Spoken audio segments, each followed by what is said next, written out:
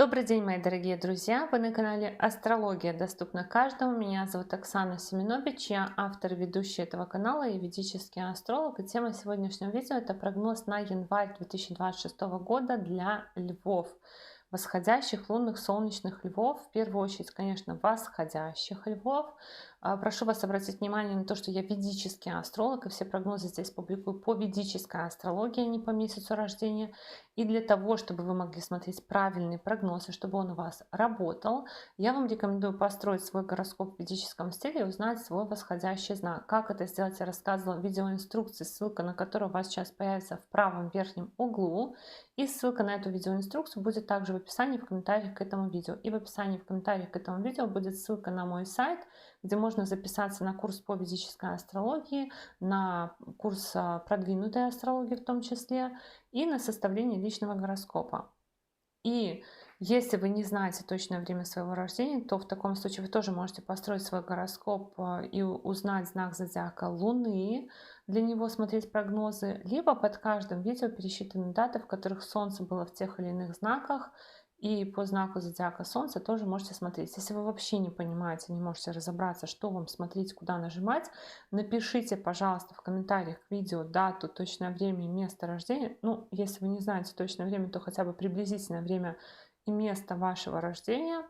Я посчитаю ваш гороскоп, напишу, для какого знака вам смотреть прогнозы. И теперь давайте обсуждать тенденции января для львов. Значит, первое январское событие 3 января будет полнолуние в вашем 11 доме гороскопа. 11 дом — это дом наград, дом достижений, дом накоплений, дом дополнительной прибыли, дом, который отвечает за какие-то сообщества, друзей. И полнолуние в 11 доме гороскопа — это период, который может давать выход из каких-то сообществ, период, который может давать завершение какого-то процесса, связанного со счетами, бизнеса какого-то, может быть, переоформления, закрытия, переоформления карт счетов, какие-то крупные покупки точно так же, разлука с друзьями, завершение какой-то жизненной цели, исполнение какой-то мечты тоже по полнолунию в 11 доме гороскопа может быть. И я напомню, что мы в январь входим со скоплением планет в знаке зодиака Стрелец. Для вас это 5-й дом гороскопа, дом детей, дом творчества, дом обучения, дом праздников, мероприятий. Но постепенно фокус этот начинает смещаться. 13 января по 5 февраля по вашему 6-му дому гороскопа будет идти Венера. 6-й дом — это дом рутины, дом режима, дом труда, дом работы, препятствий, спорта, лечения, кредитов, судов. Транзит Венеры по 6-му дому гороскопа формирует несколько тенденций. Во-первых, Венера — планета транспорта, одежды, красоты, украшений. И 6-й дом — это дом сервиса. Ремонтировать машину, обслуживать машину, ремонтировать, обслуживать одежду, украшения, все в таком роде. Потом еще одна тенденция — это то, что вы можете получать документы, связанные с кредитами, получать документы, связанные со спортом, какие-то, может быть, справки медицинские, получать документы, связанные с лечением, да, тоже, опять же, какие-то медицинские справки. Некоторые львы могут получать какое-то дополнительное образование для работы, то есть пойти получить корочку, ну, не по охране труда, может быть, но по фотографии, по видеосъемке, почему-то творческому, по шитью. Помимо этого, эта тенденция еще и на какой-то спорт, но такой красивый, танцы, может быть, или йога, что-то расслабляющее, легкое.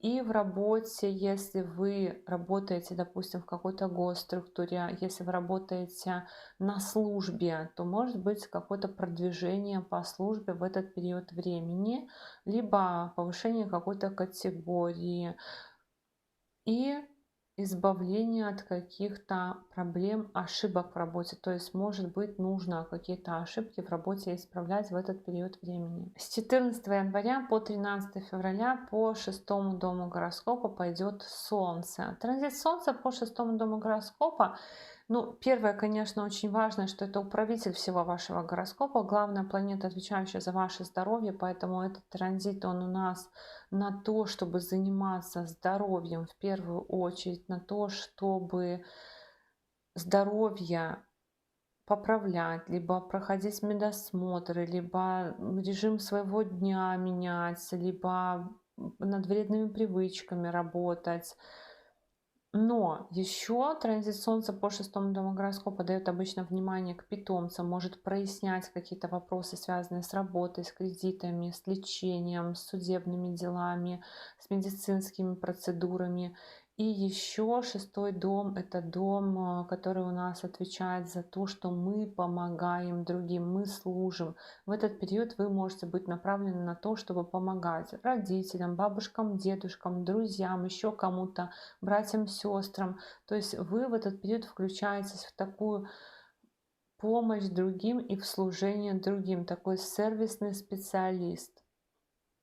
Но этот транзит еще и хорош для того, чтобы прояснить, выявить какие-то недочеты в работе, на то, чтобы исправлять ошибки какие-то, на то, чтобы находить то, что плохо работает, не так работает и так далее. С 16 января по 23 февраля туда же в шестой дом гороскопа заходит Марс. Марс создает комбинацию тоже на ремонт транспорта, на ремонт недвижимости, то есть дома может быть какой-то ремонт, на поездки из города в город. И, кстати, может быть даже какие-то поездки, длительные переезды у вас во второй половине января и начале февраля. Также Марс — это планета борьбы, в доме борьбы, поэтому он дает возможности, силы разобраться, справиться, победить каких-то недоброжелателей, либо какие-то проблемы. Может быть решительность на то, чтобы разобраться с вредными привычками, может быть решительность на то, чтобы начать заниматься спортом, даже с наставником каким-то. Вот Марс формирует комбинацию на то, что может быть тренер какой-то, помощник, наставник. Государственные органы могут к вам какие-то претензии предъявлять тоже по вашей работе, либо начальник может претензии предъявлять по вашей работе. То есть прям вот фокус на какие-то недочеты, на аналитику в работе. Но по Марсу еще может быть желание куда-то в горы поехать. Либо на отдых, либо активный туризм, какие-то активные физические процедуры.